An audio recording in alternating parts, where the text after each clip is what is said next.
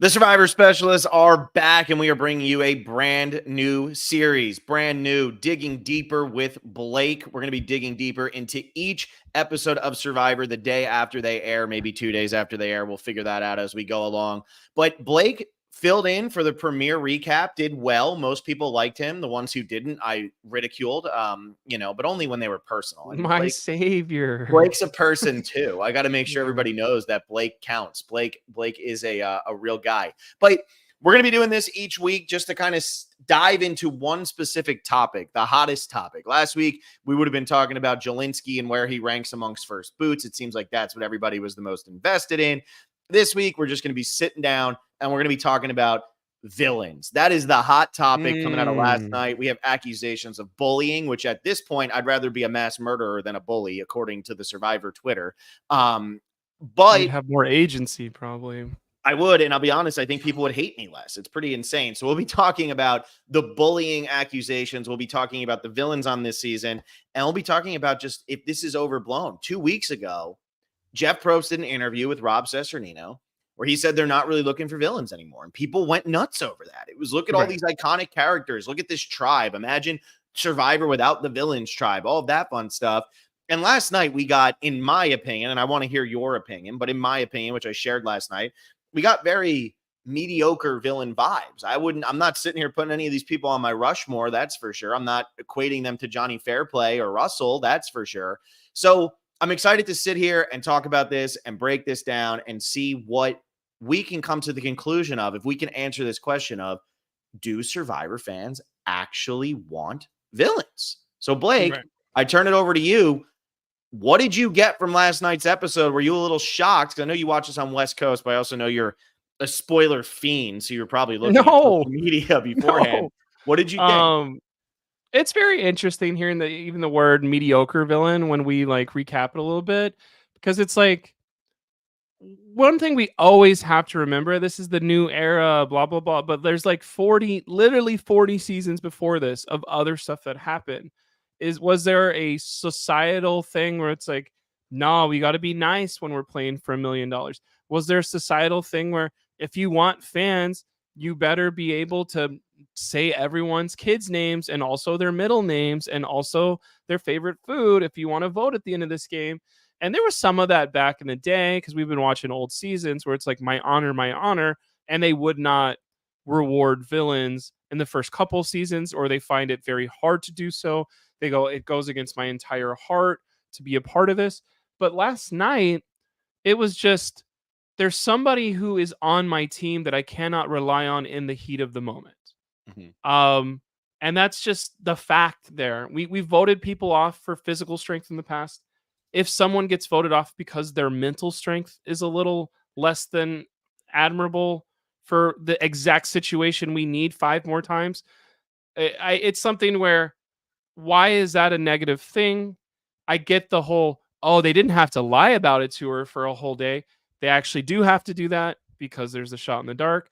If the shot in the dark gets played and Kinsey goes home, you guys make fun of her that way. So how are we option selecting our hatred towards our contestants, but also wondering why they're acting less than favorable to someone in a game for $1 million? Because if we were in the same bullpen in an office, Phil, and it was like, if you manipulate Phil to say the word chocolate, you'll get a 12-inch sub from Jersey Mike's. I would bully you relentlessly until you said the word chocolate, because I get a 12-inch sub. And I think that's just a human nature thing of, here's something positive for you. The Stanford human experiment of click the button. Stanford prison trials. You get nothing for this. You negatively affect someone's life. Everyone was hitting that button like it was Dua Lipa's newest album or whatever. That doesn't even make sense. But I would do it for a 12-inch sub, and you're a friend I've had for 10 years. Yeah. So I don't find it too outlandish when somebody goes, we need to absolutely reverberate through their mental health and make them question every friend they make for the next 25 years because there's $1 million on the line. I also feel like, and sorry to cut you here, but I also feel like in this instance, you brought up the point with the shot in the dark, and that's the point a lot of people have been making. And then somebody was saying, well, we didn't like how they were making fun of I think it was Q and Tiffany were making fun of Jess at the camp, and they were just like saying whatever about her. But the outrage right now seems to be against the people who are going at Jess. And I brought this up last night kind of jokingly, but then the more I thought about it, it was like there was a roast of Jelinski on the mats. Is that not bullying? Is that not mocking somebody for being bad at whatever? I mean, his social awareness being as awful as it was during this game, do his feelings just not matter in this instance? And I was laughing my ass off at that Matt talk. I was also laughing my ass off at this. And I always go back to the point of like, look, Jess has said in her post-game interviews, because I've been listening to like Mike Bloom put his out, Rob had her on. She's been saying that she was struggling. She was like, she didn't know if she was going to keep making it. She didn't sleep the entire time she was out there. Survivor just wasn't for Jess. And I think that a lot of people need to understand that when they talk about this game, when they think about going on this game, is this show, this experience might not be for you. And so if it's not for you, you're putting yourself on national television with a bunch of strangers who, I hate to say this, but don't give a shit what happens to you, at least not in the first couple days. I mean, yeah, you're going to build up relationships and stuff, but at the end of the day, they didn't know you existed until 4 days prior to this. They're playing for themselves. They're playing for their families. And I think what's funny is while we're doing this, Trader season 1, so for anybody who hasn't watched Trader season 1, maybe bounce out real quick. But Cirie goes and win Trader season 1 by just duping everybody the entire season. And then Ari, like, yes. Yeah. And then Ari comes out. That is a yas moment. Yeah. And Ari's like, I would never want to win the way she won, blah, blah, blah. And people just rip Ari to shreds for being like, well, that's why you didn't win, because you don't want to actually play the game and you're not willing to do what it takes. So why do we praise Cirie, but we're not praising these people? And I don't think this got personal. Like you said, if they play the shot in the dark, if Jess plays the shot in the dark, Kenzie or Q or Banu or Tiffany have a chance to go home. Why take that risk when you don't need to? And look, like, you want to say they were making fun of her in the shelter and stuff. It's a product of 2 hours. Any of these survivors in the new era who are acting like I never made fun of anybody.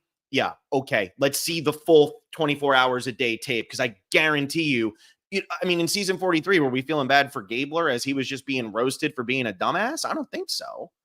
Right. And I think the actual answer to our question that we're digging deep in is the fan base ready for villains or enjoy villains or whatever?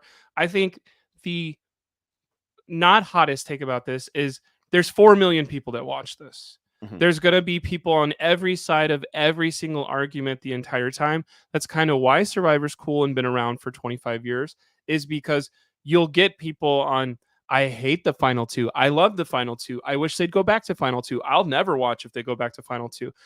Throughout everything. And then this villains is just another issue of that.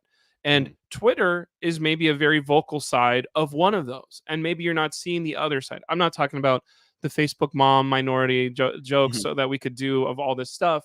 But there is the idea of, I can't be mean to coworkers in my office because I'll get fired. And this is an escape I have where I can watch somebody. I will always wag my finger in your face. Mm-hmm. Is that bullying? Is that negativity? Is that a villain? Or is that a dispute? Like, there's the nuance in every single thing. Or can we just watch two people be in a space having a conversation? It's just something where it's like, why would we watch reality TV without arguments? Those are called documentaries. Yeah, those are called nature shows or whatever. That's the same thing twice. But like, everything, why don't you watch a sitcom? Maybe if you want people to go by the book and never go color outside the lines, you should go watch The Big Bang Theory. And so as a person who loves coloring outside the lines, and I've gotten fired from jobs, or like I don't talk to certain friend groups anymore because I was a little salty, and I've grown up on Survivor Sucks, a website that's known for just absolutely bullying the contestants and making crazy photos, and it's hilarious. Like, that's what shapes my humor as a 12 through 18-year-old. Not 4chan, but the Survivor version of it technically. And like, just watching it now, it's like, is there so many new fans from the new era who have binged these things that are like, well, thank God we won't have any villains like Sandra or Fairplay ever again. But like, I don't think Sandra ever has a spot, a confessional on the show where she goes, I'm worried about what my other people will think of me. Yeah. I mean, She just Sandra straight up jumped out the yells at fish everyone. after Rupert got voted out. And I know we want to keep these aren't going to be like super long episodes. These will always be under a half hour. So there's a couple points that I want to make on this. One, if Jess had the personality of Sandra, she would have fought back against whoever she felt was bullying her. And she's very openly said how much she loves Banu, how much she loves her tribe now that the show is over and everything. But I always think about Johnny Fairplay is one of the most ruthless villains the show's ever had. In his mind, he's the greatest villain the show's ever had. And there's a valid argument there. But Sandra, when he gets on her, goes, yeah, I can get loud too. And she comes right back at him. Jess wasn't that personality. So maybe it goes back to how did Jess get cast on this show? And was this the right show for Jess? I don't think it was. I said that after episode 1. And then after seeing and hearing what she's been saying, I don't think it's right for her now. I also think, though, that not even going back to that far and going to those points, here's a question that I just have for the community in general.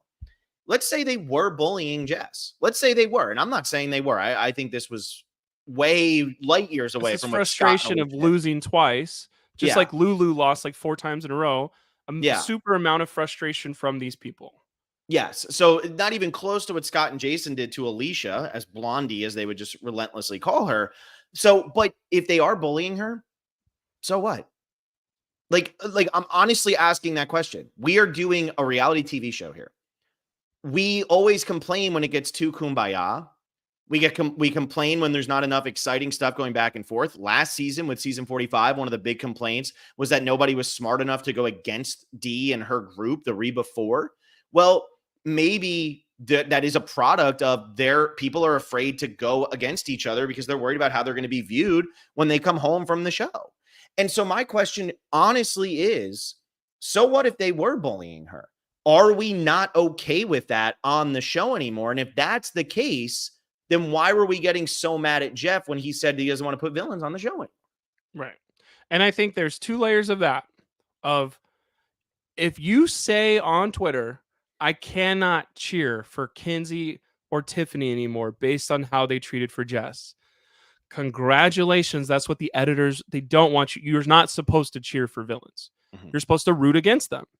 Congratulations. You have fell into narrative strategies 101 of legitimately we cheer the good guys and we are negative against the bad guys.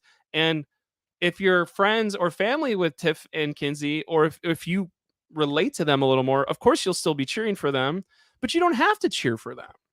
And I think the layer for both Tiffany, my heart breaks for her because it seems like she just comes from such a spot where she's just class and like she's just good at everything. Mm-hmm. And maybe this is the first time where this is all falling apart for her.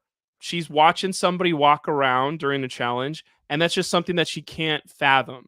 Because I would never walk in something. I can't imagine walking for $1 million. I can't imagine walking if 6 other people are needing my help to win this challenge. I just can't fathom it. I'm going to get angry.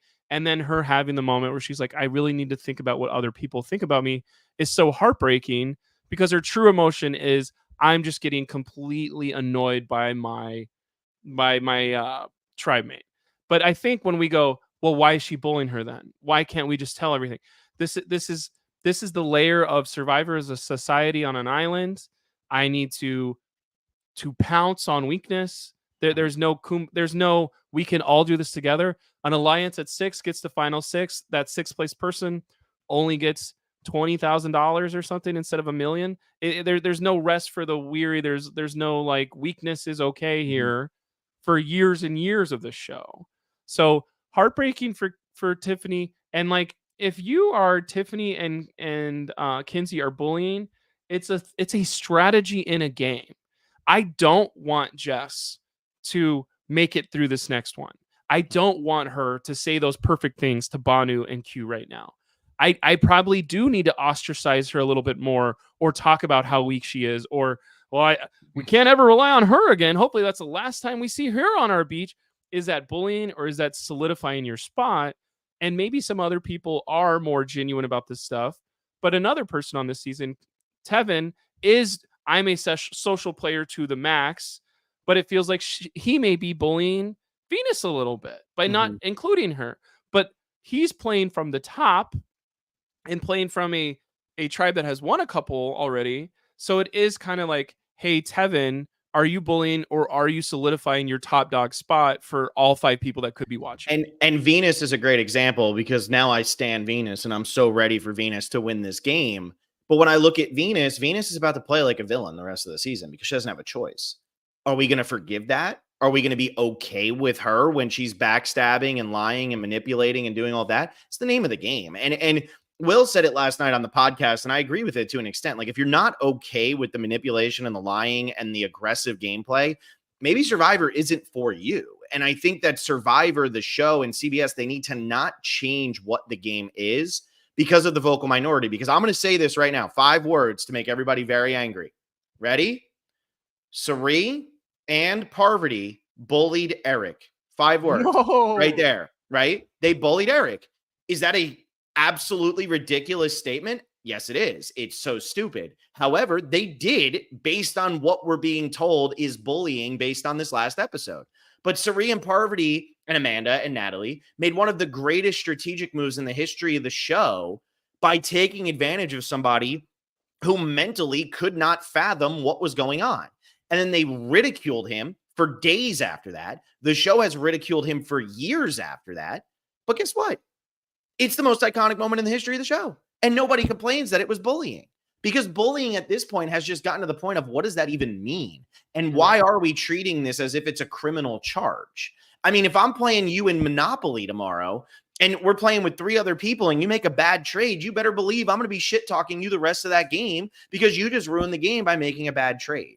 So I do feel like that's where it starts to get to the point of, if they are bullying, if that's how you view this, how many times has this happened in Survivor before where it was just totally forgiven and now it's an iconic moment? And why aren't we okay with it right now? Why are we not okay with this type of villain? Because I'm coming out of this episode and I'm saying, man, I really enjoy Tiffany. Kenzie's overplaying, but I really enjoy her. Bhanu is an insane, amazing casting choice, even though he's over the top as hell and he's aggressive, but he's passionate, like he said. I'm really liking him. Q did nothing wrong in this episode, but he's really the one who got her to play the fake idol. Yeah. I don't hate any of them. But now I'm all of a sudden I'm looking all over the place. I'm saying, wait, am I supposed to not like these people? Because I'm enjoying watching them play Survivor.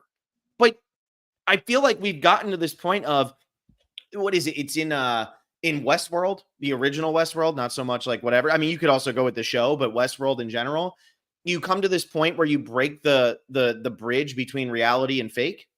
And now that bridge has been broken, and can we fix it? And right now, we watch them on TV. We watch them play a game where they have to strategize and manipulate and vote people out for $1 million. And we think, oh, because they did this to Jess, who never should have been out there in the first place. Sorry, Jess. I mean, it's a fact.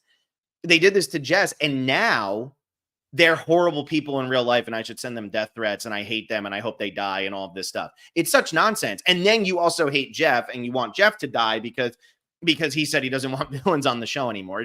It's wild. So I guess my question to you is, Blake, do you think Survivor fans want villains? Like, that is the ultimate question that we asked here. What do you think? Does nostalgia here in the comment hit this on the head? Should I post this up here? Like, what do you think? I think there's the idea of, oh, we played it by the book. We did everything correct. We did everything together. Maybe one that we know that was received well, and maybe, is it villainous? Yes, but it was complete respect the whole time, was Michaela and Jay. Of, did you do this to me? Mhm. Yes, I did. Crazy moment. Goodbye to one of the most beloved people from that season. Jay gets to go on and try out the merge himself, but Michaela is snuffed and maybe come back in a couple seasons, maybe do the challenge with me later, blah, blah, blah. But like, that was a very much, I am not going, Michaela has poor character. Michaela is an awful person. I don't want to be around Michaela anymore. I have to push her and I have to rub her nose in it. There's no outside of the game stuff. And that was a cool moment that had respect from all around. But I think that is a flavor, and it's not the best flavor of villainous play, Mhm. but it's a definite flavor of like, oh, do you like mint chocolate chip? No, I hate that. But some people love that version of it. So it's like, what flavor are we going to find acceptable? And some of these flavors Like, who even eats pineapple upside down cake anymore, or whatever flavor died in 1975? Like, maybe it's we're having such a hard time over the last 5 years. If it's been a really hard time for our worlds, and think about it as globally as possible, so we can't like, oh, it's only certain communities that do this, but like it's been a really hard 4 years. Maybe we only want to see positive things. Mhm. Maybe we don't want to see somebody go, I need this money for my family because I'm not going to be able to afford the MRIs for my mom's arm unless I win this $1 million. And then that person gets literally pushed their nose into how bad they are as a Survivor player. And the other two people who are like, oh, it'll be my fifth business and my sixth business that I buy with this money. Like, maybe that's no longer what we want to see. And I think that comes down to casting, and also maybe some of these twists or something where none of these people will ever have sole power over another person, because it's just so inflammatory now of, you are taking the money away from me as you bully me, is unacceptable to our audience now. Yeah, and so like nostalgia, I want to get to some of these comments real quick. Nostalgia 714 said, "If I've learned anything from the episode, I'd say that fans will never be satisfied. Some will always complain. I thought the episode was good though." And then he goes on to say, "The same people complaining about this also crave cutthroat gameplay, so it's a double-edged sword," which I totally agree with. Gregory Washington, the same people who say last night was bullying don't have real friends, because my friends would do all that to me and so much more for a bag of chips, much less $1 million. And Lucas Cause, who was the first comment, even though he wasn't here right now, says, if Reddit is anything to go by, it looks like 50-50 at the moment in terms of do they want Survivor fans. Personally, I enjoy one or two villains every season. John says, what defines a villain in Survivor? And I think that's what's changed the most over time, is probably what defines a villain in Survivor. I mean, you got to love to hate the villains. And I imagine watching Game of Thrones where there's no villains. And imagine watching anything where there's no villains. Real Nicolas Cage, I who mean, has conflict, Ben, like, says, whether like you love or hate villains, like this video. Yes, please like this video. If you've watched this long into this, it's a new series, we want to make sure we keep doing this. Please like this video. But go ahead, Blake. the legitimate thing that's crazy is Survivor is a TV show, entertainment, whatever. Like, in our brunch, we could go through without a conflict. That'd be Mhm. nice. We go get drunk at brunch, we have some mimosas, we talk about each other's lives. Everyone got a promotion and everyone has a baby on the way and everyone's having the most fun with their wives or husbands. That'd be amazing.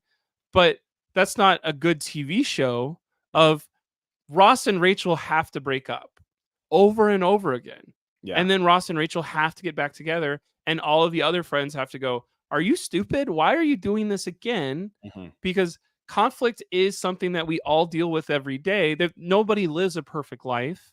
I think one thing that we always say is like, if I had $40 million, I'd be content. Like, even those people are like, I need to act in movies still. Like, I Yeah. need people to hate me for being a Nepo baby because I Yeah. don't have enough conflict in my life as a $40 million.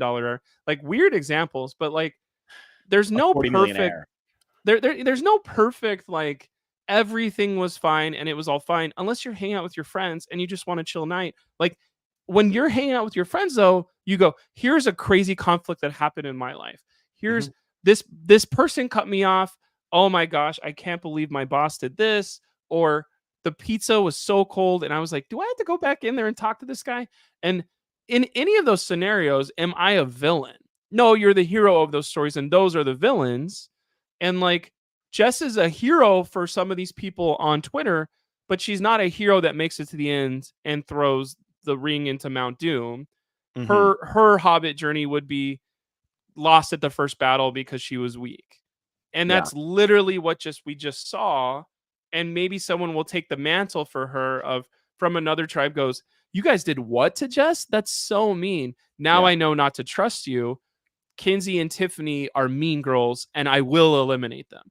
I'm sure we have something like that on the horizon where now you can pick those people to root for. Yeah. Yeah. And then Mr. Manny 620 says, they're also acting like just playing your shot in the dark wouldn't have worked, but it could have. So why take that chance? And I totally agree with that. It could have worked. So why take the chance? I mean, why, if you're playing a game like this, you do everything within your power. And if Jess is so brain fogged at this point that she cannot function and she's going to fall for this and it's going to prevent her from playing the shot in the dark, you have to do what you have to do. I mean, that's what Survivor's all about. And look, I've been a proponent of we need villains, we need villains, we need villains. I think Venus, of all people, is being set up as an absolutely thrilling villain. And it's going to be Right. an underdog villain, which we're going to be super excited about. Is that And the only type of she, villain we want? I don't and know. she was scorned. Yes. So she's going to be heroic in this to some people. I think some people will go, how could you ever call her a villain? She Mhm. was wronged first. But there's going to be some Tevin and Soda fans that are like, what's wrong? I don't know if you can hear this ambulance, but people are coming No, to. you're fine. Okay, great. The people are coming to for her honor. But like, it is something where everyone can be a hero or a villain. Of like, there's somebody that's like, there's probably Survivor players that are like, I should have stood up to my person that was dragging my tribe down, but I was too nice to them and we lost multiple challenges because I was too nice to this person. Mhm. I should have been as confident as these guys are. Yeah. The Westerosi ninja, there's a lot of hypocrisy regarding villains. And if you're Westerosi, don't even get me started on Littlefinger. But yeah, let's kind of wrap this up, and I'll give my closing thoughts on this whole debate. I think Survivor fans do want villains. I think that the problem is we need the people who want villains to speak up more loudly. And I'm like, that's why I was really excited to sit down and do this episode today, and it really did work. Um, I really, really think that we need more people to advocate for, no, we like what happened last night, because call it bullying, call it whatever. It was compelling TV. And the same people who are complaining that they didn't like that are complaining the episode was too long and that it was boring and they didn't like the Charlie versus Ben thing. Why are you watching? I'm genuinely asking you, why are you watching? Like, if you enjoy hate watching something, then do that. But I genuinely don't know what you want if you're not enjoying the feel good, stupid, silly game and you're not enjoying the villainous backstabbing. Would you only have been satisfied if Jess went to the final 3 of this season? I don't understand that. So I just think that I think the community wants them. I just think that there's a very vocal part of the community who only wants a very specific type of villain, Right. and only wants a certain group of people to be the ones on the receiving end of the villainry, the villain tree, whatever it is. I think that's a fact. Because like Banu, is Banu a villain? And like Banu is Well, I think the Bonu's most struggling. emotional. But Banu is the most emotional person we've seen on Survivor in 5 years. And Mhm. like him grabbing his bag immediately, there's no villainous intent in his thought process. He literally thought he was going home. He needs to do whatever he can to stick around. He's literally walking over to other people. They're like, chill out, dude. Like, chill out. We're Yeah. out chest. Just vote. I don't think if he has a confessional where he's like, I did that so she would look even worse, then we can go, oh my god, this guy's a real dick. Yeah, But yeah. like in the challenge where he is screaming at Jess, that's a 5-second, oh my god, I'm gonna lose $1 million moment. And they hung out for 5 days times 24, whatever And that how is. many times was Jess, and I wasn't there, so I don't know, but was this at a point where they had been telling Jess, do this, do this, do this, and she just could not function because she was in such a brain fog? And now it's at the point where it's like, oh my God, I can't take this anymore. I mean, Jess has come out very much defending Banu and how much she loves Banu. So I mean, And I respect Jess as a person. I just don't think she was meant for Survivor. right. And I think anybody going like, that would have been the last thing Banu said to me. I would, well, that's why you should apply for the show, get on the show. And we'd love to see that energy Yeah. of somebody going, I'm going to throw this challenge, Banu, if you're going to yell at me like this, and we're Yeah. going to vote you out because you're the problem, not me. I would have loved to see that as well. And I don't think that would have been seen as villains, blah, blah, blah, blah, blah, blah, blah. But like throwing a challenge because your person on your team yells at you would be a whole nother can of worms and a whole nother 30-minute podcast. But what we saw last night is not the meanest thing that's ever happened on Survivor. Not even close. And I did get Might not a even be couple top texts. 150. I got a couple texts where it was like, I can't deal with this bullying. And it is like, we're trying to win $1 million and we're trying to prove we're socially better than other people. This is just the product of the game. Yeah. No rules were broken. And there have been 3 instances in Survivor history where rules were broken. It was when Varner, Brandon Hance, and Dan Spilo were removed from the game without officially being voted out. They were voted out, but whatever. But all right, we're going to wrap this up because now we're going to go longer than a half hour, which we didn't want to do. So thank you all so much for listening to the first episode of Digging Deeper. If you enjoyed this, please let us know. Leave some comments, like this video, subscribe to the channel. And we'll be back again next week, probably at a different time on Thursday, just because I am away for most of that day. But we'll be back either on Thursday later in the day, or we'll be back on Friday. But this is going to be a consistent series now throughout the entire season. So really excited to keep going with this. And become a patron, patreon.com/specialist. That's where Blake is doing most of his work. So you'll be able to hear him at the $10 or $20 levels, depending on where you're at.